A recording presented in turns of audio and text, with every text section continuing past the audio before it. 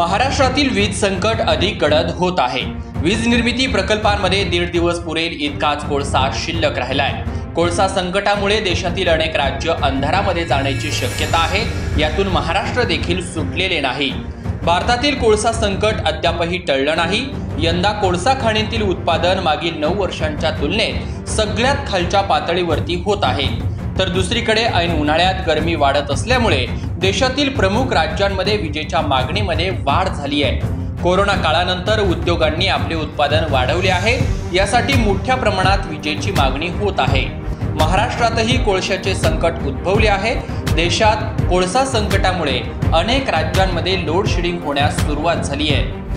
देशात सुरू असलेल्या कोळसा संकटात आंध्र प्रदेश, कर्नाटक, बिहार, मध्य प्रदेश, झारखंड, पंजाब, हरियाणा, राजस्थान, तेलंगणा आणि उत्तर प्रदेशमध्ये वीज खंडित करण्याची प्रक्रिया सुरू झाली आहे। देशातील सर्वात मोठा औद्योगिक राज्य म्हणून प्रसिद्ध असलेल्या महाराष्ट्रातही सक्तीची वीज कपात लागू करण्याच्या टप्प्यावर पोहोचले आहे। वीज पुरवठा खंडित होण्याचे टाळता येण्यासाठी गुजरात आणि तामिळनाडू सारख्या राज्यांनी त्यांच्या ऊर्जा कंपन्यांना इतर राज्यांकडून महागड्या किमतीत वीज खरेदी करण्याची परवानगी दिली आहे। मागणीच्या तुलनेत वीज पुरवठ्यामध्ये 1.4% कमतरता आहे। लोड शेडिंगचा भार आता वीज कंपन्यांवरती पडला आहे। राज्यात विजेची मागणी आणि पुरवठा यामध्ये 2500 मेगावॅटचे अंतर आहे। यानंतर राज्य वीज वितरण कंपनी ग्रामीण आणि शहरी भागात सक्तीची वीज कपात लागू करत आहे। महाराष्ट्रात सध्या 28,000 मेगावॅट विजेची मागणी आहे, तर गेल्या वर्षी याच काळात 4,000 मेगावॅटची मागणी होती। यानंतर वीज कपातीचा आराखडा राज्य ऊर्जा नियामन विभागाकडे पाठविण्यात आला आहे। आयोगाकडून मंजुरी मिळाल्यानंतर वीज कपात सुरू करण्यात येणार आहे। राज्यातील सुमारे 2.8 कोटीहून अधिक ग्राहकांना महावितरण कंपनीने लोड शेडिंगचा झटका दिलाय। राज्यातील काही भागात लोड शेडिंग करण्याचा निर्णय घेण्यात आला आहे। या निर्णयाची अंमलबजावणी 12 एप्रिल पासून सुरू झाली आहे। विदर्भ, मराठवाडा, खानदेशातील काही जिल्ह्यांना लोड शेडिंगचा फटका बसणार आहे। मात्र लोड शेडिंग मधून मुंबई, ठाणे आणि नवी मुंबईला वगळण्यात आलंय। राज्याचे ऊर्जा मंत्री नितीन राऊत यांनी राज्यातील कोळसा टंचाई आणि वीज संकट कायम असल्याचे म्हटले आहे।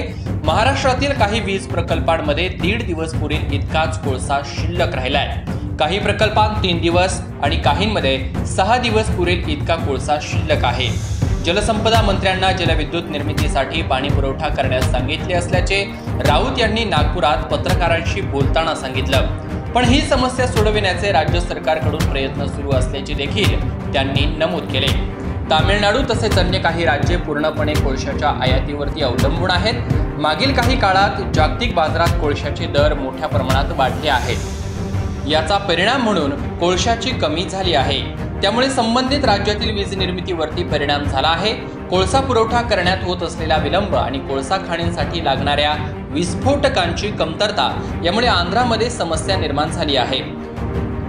वीज दरवाढीचाही शॉक ग्राहकांना बसणार आहे। लोड शेडिंग बरोबरच ग्राहकांना वीज दरवाढीचाही शॉक बसणार आहे। वीज दरवाढीचा लवकरच निर्णय घेण्यात येणार असल्याची माहिती ऊर्जा मंत्री नितीन राऊत यांनी दिली आहे। वीज संकट टाळण्यासाठी विजेचा जपून वापर करणे, आवश्यक तेवढीच वीज वापरणे या गोष्टी देखील वीज संकटापासून वाचवण्यासाठी फायदेशीर ठरू शकतात। ब्युरो रिपोर्ट, आपला आवाज, पिंपरी चिंचवड।